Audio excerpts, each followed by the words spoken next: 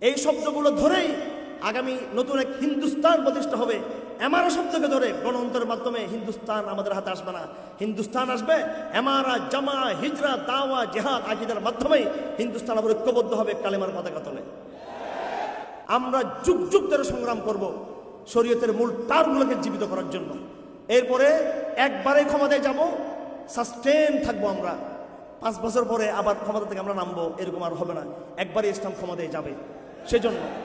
সেজন্য শর্টকাট পথ বন্ধ করেন। আমরা সত্য কথা বলি, আবেগ থেকে বলি তা না, বিবেক থেকে বলি। কারণ আমরা এক চোখে দেখি আমেরিকা, ভারত এবং তাদের দূষরদেরকে দেখি, এরা এইভাবে আমাদেরকে কড়াটি বিদ্যুৎ জন্য তৈরি, এটা দেখতেছি আমরা স্পষ্টভাবে। আরেক চোখে দেখি আল্লাহ আমার দিকে তাকিয়ে আছে, তখন আল্লাহর দিকে তাকিয়ে আমরা সত্য কথা বলে ফেলি। আমরা قال رسول الله صلى الله عليه وسلم مثل المؤمنين في تواضهم وتراحمهم وتعاطفهم كمثل الجسد الواحد إذا اشتكى عضو منه تداعى له سائر الجسد بالسهر والحمى. وعن العرباض بن سارية رضي الله عنه قال صلى بنا رسول الله صلى الله عليه وسلم ذات يوم فأقبل علينا بوجهه فوعظنا موعظة بليغة ذرفت منها العيون ووجلت منها القلوب. فقال أحد منا كأن هذه موعظة مودع فأوصنا يا رسول الله. فقال أوصيكم بتقوى الله والسمع والطاعة ولو كان عبدا حبشيا فإنه من يعش منكم بعدي فسيرى اختلافا كثيرا وعليكم بسنتي وسنة الخلفاء الراشدين المهديين تمسكوا بها وعضوا عليها بالنواجذ وإياكم ومحدثات الأمور فإن كل محدثة بدعة وكل بدعة ضلالة. وعن أنس بن مالك رضي الله تعالى عنه قال قال رسول الله صلى الله عليه وسلم لا تحاسدوا ولا تباغضوا ولا تدابروا وكونوا عباد الله إخوانا ولا يحل لمسلم أن يهجر أخاه فوق 3 أيام. اللهم صل على محمد وعلى آل محمد كما صليت على إبراهيم وعلى آل إبراهيم إنك حميد مجيد. اللهم بارك على محمد وعلى آل محمد كما باركت على إبراهيم وعلى آل إبراهيم إنك حميد مجيد. সম্মানিত অডিয়েন্স এবং তৌহিদবাদী অডিয়েন্স, আপনাদের সকলকে ধন্যবাদ জানাচ্ছি। আপনারা আজকে কিছু বিশুদ্ধ কথা শোনার জন্য এখানে একত্রিত হয়েছেন। যারা আয়োজন করেছেন তাদেরকে ধন্যবাদ, জাযাকুমুল্লাহ খায়র। প্রত্যেকেই নির্দিষ্ট বিষয় নিয়ে আলোচনা করেছেন। আমাকে বলা হয়েছে ঐক্য এবং বায়াত নিয়ে কথা বলার জন্য। তা আমি সরাসরি কোনো ভূমিকা ছাড়াই আমার বিষয়ের দিকে চলে যাচ্ছি। প্রথমত, যে সমস্ত শিরোনামে আলোচকদেরকে আলোচনা করতে দেওয়া হয়, এই শিরোনামগুলোর সাথে যে আমরা পুরোপুরি একমত হব এটা কোনো জরুরি না। আমার কাছে ঐক্য শব্দটা বড় একটা বাজারি এবং সস্তা শব্দ হয়ে গেছে বর্তমানে। এটা একটা রাজনৈতিক পলিটিক্যাল ফ্যাশনে পরিণত হয়েছে। যারা যত বেশি ঐক্যের কথা বলে দেখবেন এরাই অনৈক্যের সমস্ত তথ্যকে তারা বেশি বিশ্বাস করে। যারা বর্তমানে ঐক্যের কথা বলতেছেন ওনাদেরকে যখন আমরা বলি শরিয়ার কথা, খেলাফতের কথা, তখন বলে যে না, এই মুহূর্তে এটা বলা যাবে না। সেটা খেলাফত ছাড়া আমি জিজ্ঞেস করতে চাই, মানব জাতিকে ঐক্যবদ্ধ করার অন্য কোনো পন্থা হতে পারে? তা আপনারা এইদিকে বলতেছেন আমাদের ঐক্য দরকার, আবার বলতেছেন খেলাফত শব্দটার মধ্যে এটা এই মুহূর্তে বাংলাদেশে এটা বলাটা কৌশল পরিপন্থী। শরিয়া ছাড়া মানব জাতিকে ঐক্যবদ্ধ করার অন্য কোনো মেথড কি আছে? তো যারা ঐক্য বলতেছে বেশিরভাগ তাদেরকে দেখবেন যারা শরিয়া বলে তাদের ব্যাপারে দেশি বিদেশি ইন্টেলিজেন্সকে তথ্য দেওয়া হচ্ছে। এরা একটু ভিন্ন সাইডের মানুষ, এদের উপর নজরদারি করবেন এদের উপরে। আমি স্পষ্ট কথা না বলে পারি না। এই জন্য এই ঐক্য শব্দটাই আমার আসলে শুনতে ভালো লাগে না। আমি স্পষ্ট শুনতে চাই খেলাফতের কথা, এমারতের কথা, মুসলমানদের একজন আমির মুমিন থাকবে, এটা দায়িত্বহীন ইসলামের একটা বিধান। এটা যদি কোনো অঞ্চলে মুসলমানরা বৈশ্বিক একক এমারতের আন্ডার আসতে না পারে তাহলে তারা কি করবে? বিচ্ছিন্ন একটা এলাকা যেখানে ইসলামী খেলাফত ব্যবস্থা যেখানে নাই এবং মূল খেলাফতের যে ভূখণ্ড সেটা থেকে ওই এলাকা অনেক দূরে বিচ্ছিন্ন, তখন তারা কি করবে? কিংবা পৃথিবীর কোথাও খেলাফত ব্যবস্থা বা এমারত ব্যবস্থা নেই, তখন মুসলমানদের কি করণীয়?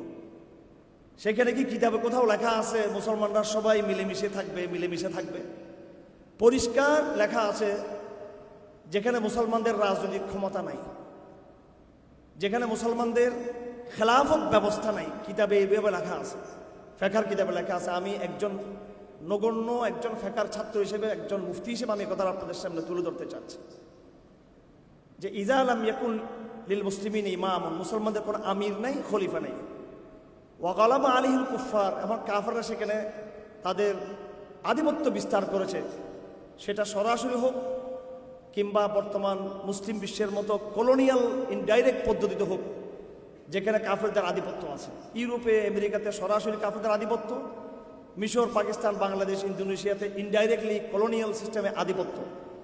দুনো অবস্থাতেই এখানে খিলাফত বিরাজমান নাই, ইসলামী নেতৃত্ব এখানে নেই বিদ্যমান। এমন অবস্থায় মুসলমানদের করণীয়টা কি? কোনো কিতাবে কথা লেখা নাই মুসলমানরা মিলেমিশে থাকবে, ঐক্য ঐক্য এই সমস্ত দুর্বল শব্দগুলো কোথাও লেখা নাই। বড় মৌলিকভাবে বলা হয়েছে কথা যে তখন মুসলমানরা অরাজনৈতিক উদ্যোগের মাধ্যমে, সামাজিক উদ্যোগের মাধ্যমে বেতরাজিল মুসলিমিন, পারস্পরিক সন্তুষ্টির ভিত্তিতে মুসলমানরা একজনকে তাদের সামাজিক আমির নির্বাচিত করবেন, যিনি মুসলমানদের ঈদের নামাজের ব্যবস্থা করবেন, জুমার ব্যবস্থা করবেন, মুসলিম সমাজের শান্তি শৃঙ্খলার ব্যবস্থা করবেন। এটা হবে অল্টারনেটিভ লিডারশিপ, অল্টারনেটিভ এটাকে বলা হয় অথরিটি, রাষ্ট্রমূল অথরিটি। যেহেতু রাষ্ট্রের চরিত্র আধিপত্যবাদী চরিত্র, রাষ্ট্রের চরিত্র যেহেতু সেকুলার চরিত্র, রাষ্ট্রের চরিত্র যেহেতু একটা তাগুতপন্থার চরিত্র, রাষ্ট্রের চরিত্রের মধ্যে নেফাক আমার রিদ্দা যেহেতু রয়েছে, যার আনুগত্য আমাদের উপর বর্তাচ্ছে না, সেই মুহূর্তে আমাদেরকে একটা বিকল্প একটা লিডারশিপ তৈরি করতে হবে। এটা কোরআন কারীমের সূরা নিসার মধ্যে বলা আছে, আউযু বিল্লাহি মিনাশ শাইতানির রাজীম, ইয়া আইয়ুহাল্লাযীনা আমানু আতিউল্লাহ ওয়া আতিউর রাসূল ওয়া উলিল আমরি মিনকুম। এখানে উলুল আমর বলতে বলা হয়েছে অথরিটি। আমরা অথরিটিকে মানব। অথরিটি কারা? সমস্ত ফেকার কিতাবে লেখা আছে, ফেকার কিতাবে স্পষ্ট লেখা আছে ওরা হচ্ছে পলিটিক্যাল লিডারশিপ। রাষ্ট্রের যারা দায়িত্বশীল, ভূখণ্ডের যারা দায়িত্বশীল, খেলাফতের যারা আমির, যারা খলিফাতুল মুসলিমিন, যারা আমিরুল মুমিনিন, যারা কাজী, যারা নেতৃত্ব ইসলামিক ফরম্যাটে, ইসলামিক কাঠামোর মধ্যে যেই শরীয়ী যে নেতৃত্ব, শরীয়ী যে নেতৃত্ব, এটা আনুগত্য করতে হবে। আল্লাহ এবং রাসূলের আনুগত্যের পরেই এই পলিটিক্যাল এই লিডারশিপকে মানতে হবে।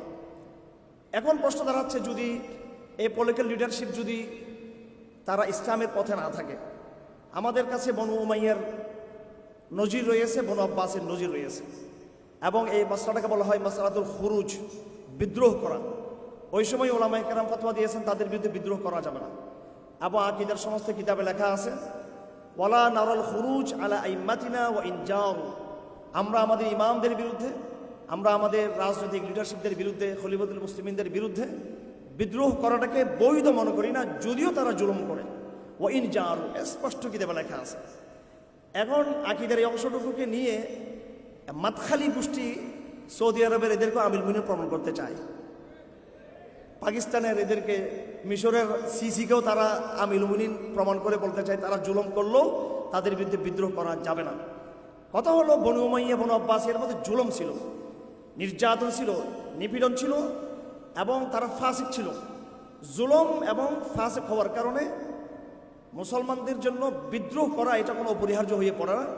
মুসলমানরা যদি ফিতনার সম্ভাবনা থাকে যে আমরা যদি এখানে বিদ্রোহ করি শুধু জুলুমের কারণে, অথবা শুধু আমির মদ খায়, আমির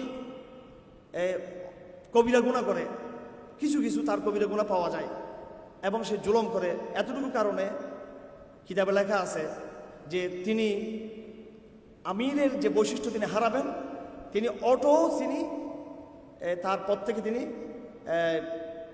অপসারিত হয়ে যাবেন, এটা অটো সিস্টেমে। বাকি মুসলমানরা জোরপূর্বক তাকে সরাবে কিনা এই ক্ষেত্রে লেখা আছে, যদি ফিতনার সম্ভাবনা থাকে তাহলে মুসলমানরা মোবিলাইজেশন করবে না, তার বিরুদ্ধে বিদ্রোহ করবে না। যদি ফিতনার সম্ভাবনা থাকে, মারামারি হয়ে যাবে, এখানে মুসলমানদের মধ্যে একটা রক্তের বন্যা বয়ে যাবে, তখন মুসলমানদেরকে বলা হয়েছে ধৈর্য ধারণ করার জন্য। আকীদার কিতাবে যেটা বলা আছে যে রাষ্ট্রপ্রধানগণ জুলুম করলেও আমরা তাদের আনুগত্য করব, এটা হচ্ছে ওই সমস্ত রাষ্ট্রপ্রধান যাদের কাছ থেকে রিদ্দা পাওয়া যায়নি, যাদের কাছ থেকে নেফাক পাওয়া যায়নি, যারা সেকুলার বা তাগুতপন্থী হয়ে যায় নাই, ইসলামের আকীদাকে বহাল রেখে, আপনি দেখবেন বনু উমাইয়া বনু আব্বাসিয়ার এই জালেম শাসক গোষ্ঠী, ফাসিক শাসক গোষ্ঠী জেহাদের নেতৃত্ব দিত, কথা ঠিক কিনা? এরা ইসলামী শরিয়া চালু ছিল, কাসাস চালু ছিল, হুদুদ চালু ছিল এবং এলমের সেবা করত, কিন্তু তাদের মধ্যে তারা জুলুম করত। তারা একই সাথে আহমদ ইবনে হাম্বলকে তারা আঘাত করেছে, তারা একই সাথে ইমাম আবু হানিফাকে তারা মেরেছে, তারা এটাও তারা করতো। কিন্তু ওরাই কিন্তু আবার মুজাহিদদের সৈন্য পাঠাতো, এরা আবার কিন্তু ইসলামের বিভিন্ন বিধানকে সরিয়ে তারা নাফিজ করতো। তাদের সমস্যা ছিল তাদের ইন্ডিভিজুয়াল সমস্যা, জুলুমের সমস্যা, ফিস্কের সমস্যা। পুরো আলাপটা একটা একাডেমিক আলাপ। আমাদের অডিয়েন্স একাডেমিক আলাপ শুনতে পছন্দ করে না, গরম গরম শুধু জিহাদি বয়ান শুনতে শুধু পছন্দ করে। আমাদের এখন বাংলাদেশ যে সময়টা আছে, এই সময়টা আমাদের প্রস্তুতির সময়, স্থিতিশীল ওই সময় সবসময় আমাদের জন্য থাকবে না। আপনাদের জন্য এই মুহূর্তটা হচ্ছে পড়ালেখার সময়, কারণ সামনে জিও পলিটিক্যাল যেই মেরুকরণগুলো তৈরি হচ্ছে, যে অস্থিরতা তৈরি হচ্ছে, এখানে আপনি পড়ালেখার সুযোগ পাবেন না এখানে। এই জন্য আপনার এখন প্রচণ্ড প্রস্তুতির সময়। এই প্রস্তুতিটা হবে আপনার জ্ঞান, পড়াশোনা, একাডেমিক প্রস্তুতি। আমাদের ভাইদের মধ্যে, বিশেষ করে আমাদের দাওয়াতি অডিয়েন্সের মধ্যে দাওয়াতি যে কাফেলা সারা দেশে আমরা দেখতেছি, ওনাদের একটা অভাব রয়েছে, সেটা হলো ফেক, ইসলামিক ফেকের এই রাষ্ট্র প্রতিষ্ঠা, ইসলামী বিপ্লব, ইসলামী আন্দোলন, ইসলামের সমাজ বিপ্লব এবং শরিয়া প্রতিষ্ঠার ক্ষেত্রে ইসলামের যে মেথডগুলো আছে, এক্ষেত্রে ফেকি যে বয়ানগুলো, এই বয়ানগুলো আমাদের সামনে স্পষ্ট না। এখানে প্রান্তিকতা আছে। কেউ, যেমন আমি বলেছিলাম, বলতে চাই যে এই মুহূর্তে বিদ্রোহ করা যাবে না, যেটা অনেক সালাফি ধারার একাংশের পক্ষ থেকে এটা আসতেছে কথাটা, যে বিদ্রোহ, যে এখানে কোনো রকম মোবিলাইজেশন, রাষ্ট্রের বিরুদ্ধে, সরকারের বিরুদ্ধে কোনো আন্দোলনই করা যাবে না, এখানে এই কথাগুলো আসতেছে। এমনকি ফিলিস্তিনের বর্তমান সংকটকালীন অবস্থায় বলা হচ্ছে যে যেহেতু এখানে মুসলমানদের নেতৃত্ব যেহেতু নাই, আমির মুমিনিন যেহেতু নাই, হামাসের যুদ্ধ এটা গ্রহণযোগ্য যুদ্ধ হবে না, এই যুদ্ধ অ্যালাউ করা যাবে না। এটা সৌদি আরবের রাজার, মিশরের প্রেসিডেন্টের, জর্দানের রাজার ওই আদেশের অপেক্ষা করতে হবে, তাদের আনুগত্যের বিদ্যুৎ থাকিয়ে আমাদের করতে হবে এটা। তো তাদের আনুগত্য থেকে মাহমুদ আব্বাস তো ইসরায়েলের পা চাপতেছে, এইটা কি শরীয়ত নাকি? কারণ মাহমুদ আব্বাস তো পরিপূর্ণ মিশর, জর্দান এবং অন্যান্য মুসলিম বিশ্বগুলো তারা আনুগত্য তারা করতেছে, তারা সৌদি আরব সহ মুসলিম বিশ্বের। তাহলে আমরা ধরে নেব যে মাহমুদ আব্বাস শরীয়তের মধ্যে আছেন আর হামাস শরীয়তের বাইরে চলে গেছেন। যাই হোক, আমি কীভাবে আপনাদেরকে জিনিসটা তুলে ধরতে চাই যে ঐক্যের যে বিষয়টার কথা আসতেছে এখানে মূলত বিষয়টা হলো এই নেতৃত্বের জায়গা। ঐক্য শব্দটা আসতেছে একটু পরে, এই আলাপটার দিকে আমি যাব। এটা ব্যক্তিগত গুণাবলী। যদি আমরা ঐক্যটাকে আমরা আজকে এখানে যেটা শিরোনাম দেওয়া হয়েছে, আমি জানি না আয়োজকদের উদ্দেশ্যটা কি। এখানে আমাকে যে দেওয়া হয়েছে ঐক্য এবং বায়াত, যদি আপনারা এই শিরোনাম থেকে একথা বুঝান যে ইসলামী রাষ্ট্র প্রতিষ্ঠার, ইসলামী সমাজ পরিবর্তনের, ইসলামিক সমাজ বিপ্লবের দিন কায়েমের মেথড, দিন কায়েমের পথপন্থা হিসেবে এটাকে যদি নিয়ে আসছেন, তাহলে আমি বলবো এই ঐক্য শব্দটা এখানে মূল শব্দ না এখানে, এবং বরং এটা একটা রং মেসেজ যাবে এখানে। এটা একটা পলিটিক্যাল, যে রাজনৈতিক দলগুলো ঐক্য করে, আমরাও যেন এরকম একটা স্থূল শব্দ নিয়ে আসছি এখানে। কারণ এখানে মূল শব্দ হচ্ছে এই এমারা, খেলাফা, এটা হচ্ছে মূল শব্দ এখানে। সুতরাং আমার, যদি আপনারা উদ্দেশ্য হয়ে থাকে আপনাদের এই অডিয়েন্সকে মেসেজ দেওয়া যে ইসলাম প্রতিষ্ঠার পদ্ধতি নিয়ে আলোচনা হবে, দিন কায়েমের পদ্ধতি সম্পর্কে আলোচনা হবে, তাহলে এখানে আসবে এমারাউ বায়াত, এটা দেওয়া দরকার ছিল আমাকে, কিন্তু এখানে দেওয়া হয়েছে ঐক্য ও বায়াত। তো এই মেসেজটা বড় দুর্বল একটা মেসেজ, ঐক্য শব্দটা। আমি দুটো বিষয়ের মধ্যে একটা পার্থক্য করতে চাই। এমারা হচ্ছে একটা মৌলিক বিষয়। দেখুন, একদিন রাসূলুল্লাহ সাল্লাল্লাহু আলাইহি সাল্লাম ফজর নামাজ পড়লেন। আল আরবাজ ইবনে সারিয়ার হাদিস, বহুত বড় একজন বিখ্যাত সাহাবী ছিলেন, আনসারি সাহাবী ছিলেন, এবং যার সম্পর্কে সূরা তওবাতে আয়াত আছে, আউযু বিল্লাহি মিনাশ শাইতানির রাজিম, ওয়ালা আলাল্লাযীনা লা ইয়াজিদুনা মা তাহমিলুহুম আলাইহি কুল লা আজিদু মা আহমিলুকুম আলাইহি তাওয়াল্লাউ ওয়া আইয়ুহুম তাফিদু মিনাদ দাম। এবং তাদের উপরও কোনো আপত্তি আরোপ হবে না, তাদের বিরুদ্ধে কোনো ব্লেম নাই, তারাও মুনাফিক নয়, তারাও সত্যবাদী ঈমানদার। যারা তোমার কাছে গিয়েছিল যুদ্ধে যাওয়ার জন্য, তুমি তাদেরকে বলেছ যে হে আমার প্রিয় সাহাবী, তোমাকে আমি যুদ্ধে নেওয়ার মধ্যে সেই অস্ত্র তোমার কাছে নেই, সেই অর্থ তোমার কাছে নেই, আমি তোমাকে নিতে পারবো না। তাওয়াল্লাউ আয়ুনহুম তাফিদু মিনাদ দামি হাজরান আল্লাহ ইয়াজিদু মা ইউনফিকুন। সে পিছু চলে গেল, কাঁদতে কাঁদতে পিছু চলে গেল। আফসোস, আমার অর্থ এবং অস্ত্র না থাকার কারণে আমি আজকে এই তবুকের যুদ্ধে শরীক হতে পারলাম না। আল্লাহ রসুল বলেন, কোরআন করিম বলে, ওই সমস্ত লোকরাও কিন্তু মুজাহিদদের সওয়াব পাবে, তারা মুনাফিক হবে না। তারা, আমরা বর্তমানে এতটুকু আশা করি, যারা শরীক হতে পারবে না তাদের অন্তত আন্তরিকতা আমরা আশা করি। এই সাহাবী অনেক বড় জলিল কদর সাহাবী ছিলেন, তিনি এই হাদিসটা বর্ণনা করেছেন, মৌলিক হাদিস, যে একদিন রাসূলুল্লাহ সাল্লাল্লাহু আলাইহি ওয়াসাল্লাম নামাজ পড়লেন, নামাজ পড়ে আমাদের দিকে তাকালেন এবং তিনি বয়ান শুরু করলেন। তো হাদিস এইভাবে বলা হচ্ছে, ফাওয়াযানা মাউইযাতান বালিগা, তিনি বড় হৃদয়গ্রাহী, বড় গম্ভীর ভাষা দিয়ে তিনি আমাদেরকে সম্বোধন করতে লাগলেন। অত্যন্ত আবেগপ্রবণ একটা ভাষণ আমাদেরকে দিলেন রাসূলুল্লাহ সাল্লাল্লাহু আলাইহি ওয়াসাল্লাম। যারাফাত মিনহাল উয়ুন, আমাদের চোখ থেকে পানি বের হতে লাগলো। ওয়াজিলাত মিনহাল কুলুব, আমাদের অন্তরগুলো ভয়ে কাঁপতে লাগলো, নরম হয়ে গেল আমাদের হৃদয়গুলো। ফাকাল আহাদুম মিন্না কাআন্না হাযি মাউইযাতু মুওয়াদ্দিইন, একজন দাঁড়িয়ে বলেই ফেললো, ইয়া রাসূলুল্লাহ, মনে হচ্ছে এটা তো বিদায়ী ভাষণ, আপনি মনে হয় কিছুদিন পরে ইন্তেকাল করবেন, যেই মনের আবেগ থেকে আপনি আজকে কথা বলতেছেন বিদায়ী ভাষণের মতো লাগতেছে। ফাউসিনা ইয়া রাসূলুল্লাহ, হে নবী, আপনি আমাদেরকে একটু শেষ জীবনের কিছু ওসিয়ত আমাদের করে যান। তখন সাহাবীর এই আবেদন শুনে রসুল বললেন, ওসিকুম বিতাকওয়াল্লাহ ওয়াস সামঈ ওয়াত তাআতি, আমার ভাইয়েরা ভালো করে শুনুন, আল্লাহ নবী বলেন, আমি তোমাদেরকে ওসিয়ত করতেছি আল্লাহকে ভয় করা। আমরা এখন ভয় করি ফেসবুকের ক্রিয়া প্রতিক্রিয়াকে ভয় করি আমরা। ফেসবুকে কোন দিক ক্রিয়া চলে, অ্যাকশন রিয়াকশন, এগুলো পাত্তাও দিবেন না। আপনি দেখবেন আপনি হকের উপর আছেন কিনা, এটা দেখবেন। আপনি ফেসবুক কোনো কিছু লেখার সময় কোনোভাবেই শিরিকে যুক্ত হবেন না। আমরা ওই স্টেজে উঠলেও শিরিক করি, অডিয়েন্স দিতে তাকাই কোনটা বললে এরা খুশি হবে, আর ফেসবুকে চিন্তা করি স্টেজ জায়গায় কোনটা গেলে লাইক কমেন্ট পাওয়া যাবে, জনগণ খুশি হবে, মানুষ খুশি হবে। এমনও তো বক্তব্য হতে পারে যেটা মানুষ খুশি নাও হতে পারে। আল্লাহর দিকে তাকিয়ে লিখতে হবে, আল্লাহ আপনাকে বিজয়ী করবে নিঃসন্দেহে। আর যারা আমরা তাল মিলাতে চাই, আমরা কিন্তু অ্যাক্টিভিজম দিয়ে বেশি দিন টিকতে পারবো না। আমরা এই জন্য আমাদের ইমানকে অফলাইনে আরো মজবুত করতে হবে আমাদেরকে। তো আল্লাহ রসুল বলেন, আমি তোমাদেরকে ওসিয়ত করতেছি আল্লাহকে তোমরা ভয় করো, আল্লাহকে ভয় করতে হবে। আই এম বাউন্ড টু আল্লাহ সুবহানাহু ওয়া তাআলা, সব ক্ষেত্রে আমাকে আল্লাহর দিকে তাকাতে হবে। আমাদের কিছু মডারেট ভাইরা মনে করে ওরা একটু হাবাগোবা টাইপের, আরো বুদ্ধিশুদ্ধি কম, জিও পলিটিক্যাল কিতাব বই কম পড়ে। আমি গত 2 মাসে কমপক্ষে 200 বই কিনছি, আমি 2 থেকে 250 বই এই জিও পলিটিক্সের উপর আর সংস্কৃতির উপর বাংলাদেশের। এগুলো হাদিসের কিতাবও না, এগুলো সুন্নাহর কিতাব, সবগুলো এই বিষয়বস্তুর কিতাব।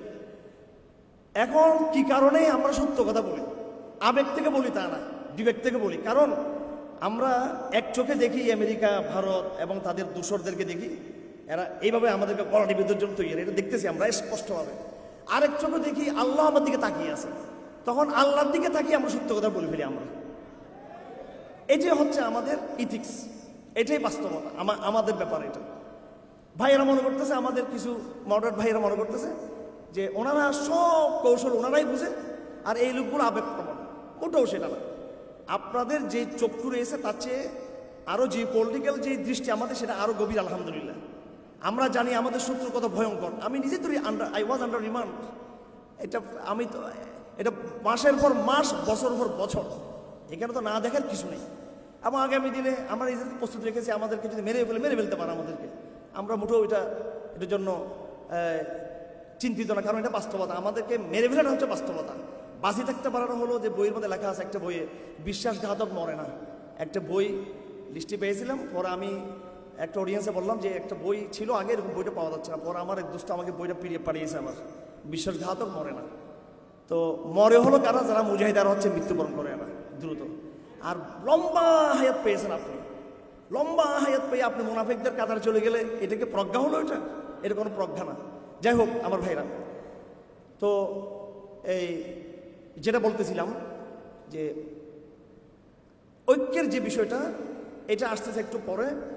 সাহাবী আরবাজ ইবনে সারিয়া তিনি এই হাদিসটাকে উপস্থাপন করেছেন। আল্লাহ নবী বলেন আল্লাহকে ভয় করো। তো তাকওয়ার কথা আসছে এখানে। আমরা আশা করব আমাদের অডিয়েন্স সবাই ইনশাআল্লাহ তাকওয়ার কথা থাকবেন ইনশাআল্লাহ। আপনারা পরিবেশ বুঝার চেষ্টা করবেন, ডানে বামে দেখবেন, সব কিছু দেখবেন, কিন্তু আপনার ভীত সন্ত্রস্ত হবেন না আপনারা। আপনারা সবচেয়ে বড় প্রজ্ঞা হচ্ছে রাসুল হিকমতি মাখাফাতুল্লাহ, বিজ্ঞানের একবারে মৌলিক জায়গা হচ্ছে আল্লাহকে ভয় করা। আমি মনে করি শুধু এই জায়গাতে যদি আমরা ইসলামপন্থীরা বুঝতে পারি তাকওয়া কি জিনিস, আল্লাহ অবশ্যই আমাদেরকে বিজয় করবে ইনশাআল্লাহ। তাকওয়ার সাথে প্রজ্ঞার কোনো সাংঘর্ষিক কোনো ইয়ে নেই। তা আল্লাহ নবী কি বলেছেন সাহাবায়ে কেরামদেরকে, দেখো তোমরা আগে তাকওয়ার উপর থাকো, আমি দুনিয়া থেকে বিদায় নিয়ে চলে যাচ্ছি, আমি তোমাদেরকে এতিম করে চলে যাচ্ছি, তাকওয়াটাকে তোমরা ধারণ করো তোমরা। এরপর রসুল বলতেছেন কি ওয়াসসামঈ ওয়াত-তাআতি। দেখুন এখানে আল্লাহ রসুল বলছেন যে তোমরা এক হয়ে থাকো, এটা বলছেন নাকি তোমরা আমার পরে তোমরা ঐক্যবদ্ধ থাকিও। হাদিসে বহুত কম জায়গায় পাবেন এই শব্দটা আপনি। বরং ইসলামী সমাজের জন্য বেসিক টার্ম, মৌলিক পরিভাষাটা হচ্ছে আস-সামউ ওয়াত-তাআতু আল ইমারাতু ওয়াল জামাআতু। এটা হচ্ছে মৌলিক টার্ম। হে সাহাবীরা তোমরা আল্লাহকে ভয় করো। হ্যাঁ, এই ভয়ের কথা বলতে গিয়ে আমি কিছু জিওপলিটিক্যাল কথা আলাপ করলাম এবং আমাদের কিছু সমালোচক ভাইদের জবাব দিলাম আমি তাকওয়ার কথা বলতে গিয়ে।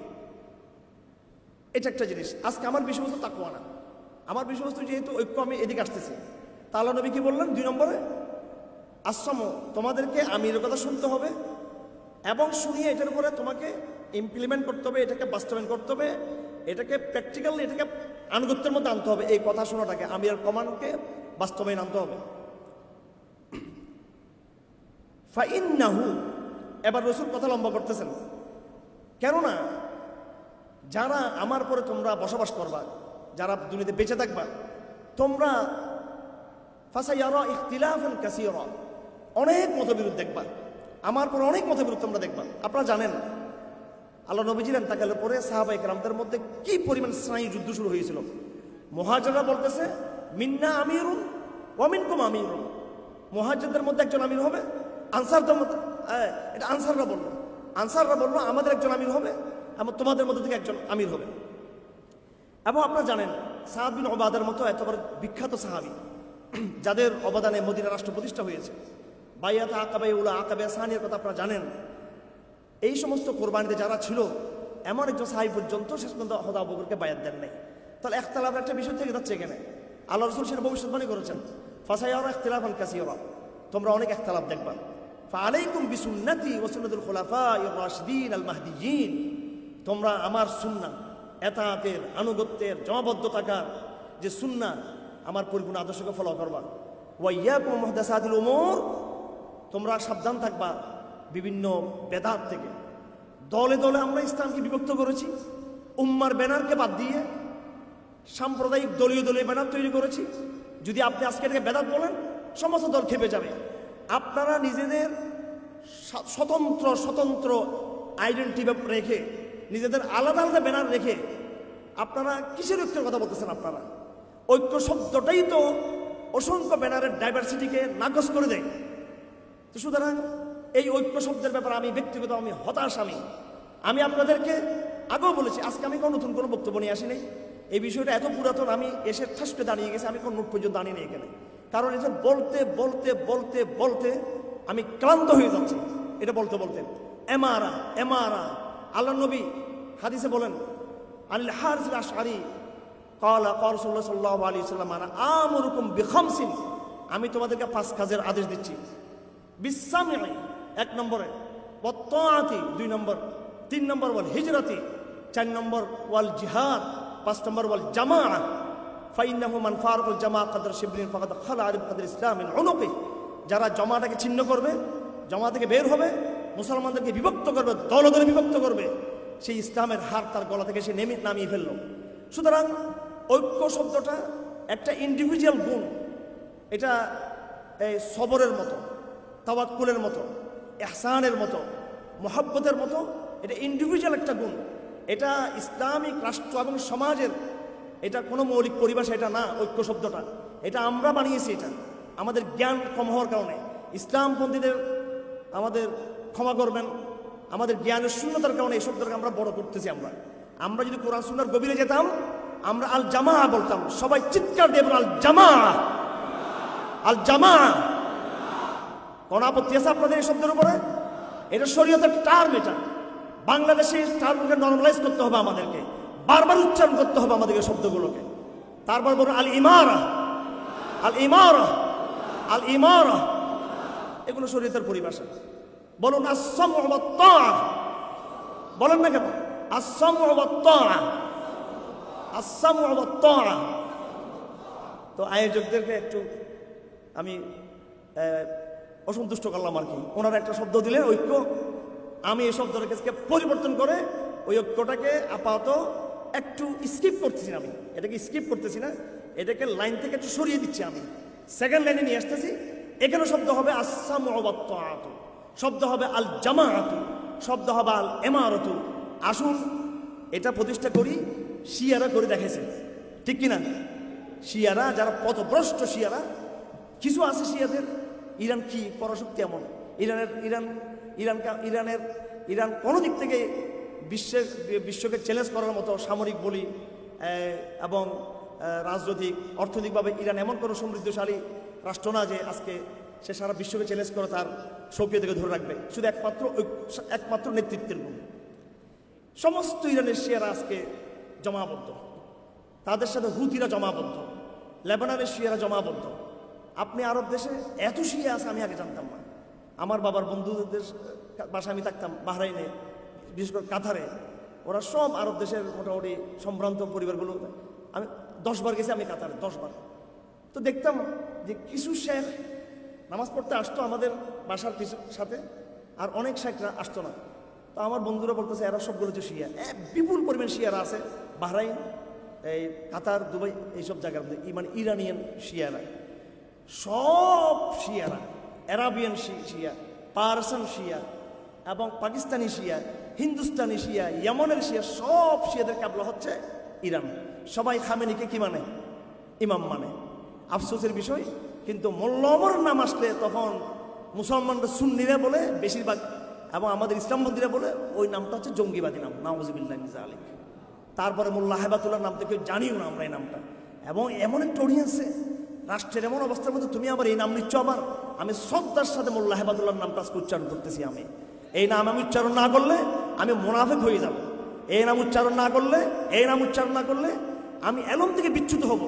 যদি আজকে এখানে আবু হানিফা দাঁড়িয়ে কথা বলতেন, ইমাম মুহাম্মদ হাসান শাইবানি দাঁড়িয়ে কথা বলতেন, যদি এখানে আবু ইউসুফ দাঁড়িয়ে কথা বলতেন আমার এই জায়গায়, এবং তাকে যদি বলা হতো যে আইয়ুহাল ইমাম, হে ইমাম আপনি এই মুসলমানদের ঐক্য নিয়ে কথা বলেন, ইমামত নিয়ে কথা বলতেন, তাহলে তারা সারা বিশ্বের মানচিত্র দেখে তারা বলতো ওই জায়গায় একজন তোমাদের ইমাম রয়েছে, এটা বলতেন তিনি, অবশ্যই বলতেন সেটা। হ্যাঁ, তো এগুলোকে আলাপে হাজির করতে হবে। আমার মডারেট ভাইয়ারা, আসুন, আপনাদের একসময় কন্ট্রিবিউশন ছিল সেই সোভিয়েত বিরোধী লড়াইয়ে, সেই ইখওয়ান মুসলিমের সংগ্রামে। এই শব্দগুলোকে আবার পুনর্জীবিত করার জন্য, এই টার্মগুলোকে আবার এই মাটির তলে চাপা পড়েছে, ওখান থেকে আবার উদ্ধার করার জন্য আপনারাও আমাদের সাথে যুক্ত হন। আমি দাওয়াত দিচ্ছি আপনাদেরকে, আমি ভয় পাইয়েন না, বিভক্ত করিয়েন না উম্মাহকে। এই শব্দগুলো ধরেই আগামী নতুন এক হিন্দুস্তান প্রতিষ্ঠা হবে। এমারা শব্দকে ধরে গণতন্ত্রের মাধ্যমে হিন্দুস্তান আমাদের হাতে আসবে না। হিন্দুস্তান আসবে এমারা, জামা, হিজরা, দাওয়া, জিহাদ, আকীদার মাধ্যমেই হিন্দুস্তান আবার ঐক্যবদ্ধ হবে কালেমার পতাকা তলে। আর বাংলাদেশ নিয়ে ভাবিয়েন না আপনারা, বাংলাদেশ ইসলাম কায়েম করবেন, হিন্দুস্তানকে চতুর্দিকে বহাল রেখে এগুলো হবে না। আমরা যুগ যুগ ধরে সংগ্রাম করব শরীয়তের মূল টার্মগুলোকে জীবিত করার জন্য। এরপরে একবারে ক্ষমতায় যাব, সাস্টেন থাকবো আমরা, 5 বছর পরে আবার ক্ষমতা থেকে আমরা নামবো, এরকম আর হবে না। একবারে ইসলাম ক্ষমতায় যাবে। সেজন্য শর্টকাট পথ বন্ধ করেন। শর্টকাট পথে কোনো ইয়ে নেই। ইসলামিক টার্মগুলোকে কারা বাধা দিয়েছে? তসলিমা নাসরিন বাধা দিয়েছে, আওয়ামী লীগ বাধা দিচ্ছে, এখানে তাগুতপন্থীরা বাধা দিচ্ছে। ইসলামিক টার্মগুলোকে আমরাই সামনে আনতে দিচ্ছি না। আমরা মার্চ ফর অমুক, মার্চ ফর তমুক করতে পারি, সেখানে ওই জাতিসংঘের কাছে জবাব চাচ্ছি যে জাতিসংঘ হচ্ছে ইসরায়েলের রক্ষা কবচ, সেখানে আমরা বলতে পারতেছি না আল জিহাদু সাবিলুন, আমরা বলতে পারতেছি না সেখানে। এটা অনেকের খারাপ লাগবে, এখানে অনেকে একমত নাও হতে পারেন, কিন্তু এই কথাগুলো আগামী দিনের জিও পলিটিক্স হচ্ছে এই কথাগুলো। হামাস আমাদের দেখিয়ে দিচ্ছে সমাধানটা কি, আর আমরা বলতেছি জাতিসংঘের কাছে জবাব চাই। এই আবু ওবায়দা জাতিসংঘের কাছে জবাব চাচ্ছে, আবু ওবায়দা। তো উম্মাহকে সঠিক বলেন, উম্মাহকে সঠিক কথাটা বলেন। আপনারা বলবেন এটা বললে বিপদ আছে, তো বিপদ তো এটা না বললে কি আপনি বিপদ থেকে মুক্ত নাকি? আপনি ওয়ালান তারদু আনকাল ইয়াহুদ ওয়ান নাসারা হাত্তা তাত্তাবি'a মিল্লাতাহুম, কোরআনে স্পষ্ট বাণী। তারা কখনো আপনাকে ছাড় দিবে না, কখনো ছাড় দিবে না। যাই হোক, আমি অন্যদিকে যেতে চাই না। আমি আগে বলছি একাডেমিক আলাদা থাকতে চাই। নিশ্চয়ই ইতিমধ্যে আমার সময় শেষ হয়ে গেছে। সময় শেষ হওয়ার 5 মিনিট আগে আমাকে একটা কাগজ দিবেন এখানে। আচ্ছা, এই একটু আবেগ থেকে সরে আমরা একটু ঠান্ডা মাথায় কিছু কথা বোঝার চেষ্টা করি। ঐক্য এবং বায়াত, তাহলে আমি বললাম ঐক্যের চেয়েও মৌলিক শব্দ হচ্ছে কি? এমারা। ঐক্যের চেয়েও মৌলিক শব্দ হচ্ছে জামা। ঐক্যের চেয়েও মৌলিক শব্দ হচ্ছে কি? আসসামু ওয়াত তাআ। এগুলো মুসলিম শব্দ, এগুলো নুসুস, এগুলো নুসুস। আমি হেফাজত ইসলামী নেতৃবৃন্দকে কারাগারের ভিতরেও বোঝানোর চেষ্টা করেছি, কারাগারের বাইরেও বোঝানোর চেষ্টা করে পরে আমি হতাশ হয়েছি। আমি বলছি আগে হেফাজত ইসলামকে নুসুসের মধ্যে আসতে হবে। নুসুস, নুসুস মানে শরীয়তের নুসুস, শরীয়তের যে কন্টেন্ট এখানে আসতে হবে, শরীয়তের টেক্সটে আসতে হবে, শরীয়তের টেক্সট আমাদেরকে ইউজ করতে হবে। এর বাইরে ইত্যাদিগুলো তো পরে। আপনি বলবেন আগে আমরুল মারুফ নিহি আনিল মুনকার, তারপর বলবেন সমাবেশ, এটা বলবেন পরে। আগে শব্দ আসতে হবে, শরীয়তের পরিবেশে আসতে হবে। আগে আমরা যাবো মসজিদে, তারপর আমরা আসবো হলে। আমি আপনাদেরকে বলবো শুধু হলে হলে প্রোগ্রাম করলে হবে না, মসজিদ কেন্দ্রিক মেহনত করতে হবে আপনাদেরকে। যত বেশি আমরা শরীয়তের নিকটবর্তী থাকবো, যত বেশি আমরা সুন্নাহর নিকটবর্তী থাকবো, তত বেশি আমাদের কাজের মধ্যে সাস্টেনিটি আসবে ইনশাআল্লাহ আজিজ। আমাদের মেরুদণ্ড শক্ত হবে ইনশাআল্লাহ। সুতরাং এই আজকের যে বিষয়বস্তু, এই বিষয়বস্তুর ক্ষেত্রেও আমাদের বার্তা এটাই। ফেকার সমস্ত কিতাবে লেখা আছে, সমস্ত কিতাবে লেখা আছে। যেমন একটা ইবারত আমি আপনাদেরকে বলি, ওয়াজিবু আলাল মুসলিমিন, মুসলমানদের জন্য ওয়াজিব হলো নসবু ইমামিন, যদি তাদের যদি আমারত না থাকে, খলিফা না থাকে, মুসলমানরা তাদের মতো করে একজন সামাজিক ব্যক্তিকে ইমাম বানাবেন, ইমাম বানাবেন। তারপর বলতেছেন ওয়ালা ইয়াজুজু, আমি ফেকার আবার করতেছি, ইসলামী ফেকার আবার করতেছি, ওয়ালা ইয়াজুজু তারকু আমরিল মুসলিমিনা সুদান, মুসলমানদের বিষয়গুলোকে হাল ছেড়ে দেওয়া যাবে না, এইভাবে ছেড়ে দেওয়া যাবে না। লা ফি দারুল ইসলাম ওয়ালা ফি দারুল হারব, চাই সেটা দারুল ইসলাম হোক, চাই সেটা দারুল হারব হোক, সর্ব অবস্থায় মুসলমানদেরকে একটা নেতৃত্বের আন্ডারে ঐক্যবদ্ধ থাকতে হবে মুসলমানদেরকে। মিশরে উনি ইসরায়েলের হাতে কি কোনো দারুল ইসলাম ছিল? ভাইয়ের আমার ছিল? বলেন না কেন? মিশরে যখন ফেরাউনের শাসন চলতেছে তখন কি মুসলমানদের দারুল ইসলাম ছিল? দারুল কুফর, দারুল হারব ছিল সেটা। কিন্তু সমস্ত বনি ইসরাইল হযরত মূসা ইসলামের নেতৃত্বে তারা কি ছিলেন? ঐক্যবদ্ধ ছিলেন। মুসলমানদের খেলাফত ছিল না, কিন্তু মুসলমানদের এমারত ব্যবস্থা ছিল। আমাদের নবীজি 13 বৎসর মক্কাতে ছিলেন, অবশ্যই এটা অ্যাবসলিউটলি দারুল হারব, দারুল কুফর ছিল, সকলে আমরা জানি। এই দারুল কুফর থাকা সত্ত্বেও কুফরের এস্টাবলিশমেন্টের ভিতরেও কিন্তু মুসলমানদের নিজস্ব একটা জমা ছিল ছোটখাটো, রাসূলুল্লাহ সাল্লাল্লাহু আলাইহি ওয়াসাল্লামের নেতৃত্বে। কথা ঠিক কিনা?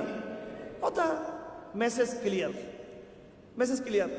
যেখানে যেখানে জাতি রাষ্ট্র কায়েম হয়েছে, সেকুলার ব্যবস্থা যেখানে চলতেছে, অবশ্যই মুসলমান সেখানে তার অল্টারনেটিভ লিডারশিপ তারা কি করবে? তৈরি করবে।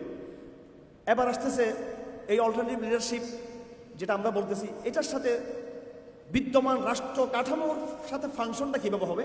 এই আলাপটা একাডেমিক আলাপ না, এটা হচ্ছে একটা দাওয়াতি আলাপ, কিংবা এটা হচ্ছে একটা কৌশলগত আলাপ। সেটা আমি বলে দিচ্ছি, যেহেতু অডিয়েন্স ভাঙার পরে সন্দেহ থেকে যাবে কথাগুলো, এবং রাষ্ট্রের গোয়েন্দা সংস্থারাও পেতে আছে যে কি বলতেছে ওরা, রাষ্ট্রের ভিতরে রাষ্ট্র আবার আরেকটা, তো ওদের কোনো ভয় পাওয়ার কোনো দরকার নেই। আমরা তো উপরে যিনি ওনাকে ভয় পাই, এরা তো নিচে। তো এটা ওনাদেরকে বুঝাচ্ছি, ওনারা যাতে আমাদের কাফের অন্তর্ভুক্ত হয় এই জন্য ওনাদের বলতেছি, ওনাদের আক্রমণ থেকে বাঁচার জন্য না, ওনারা ইলহাক বিল কাবালা হওয়ার জন্য কথাটাই বলতেছি ওনাদের উদ্দেশ্যে।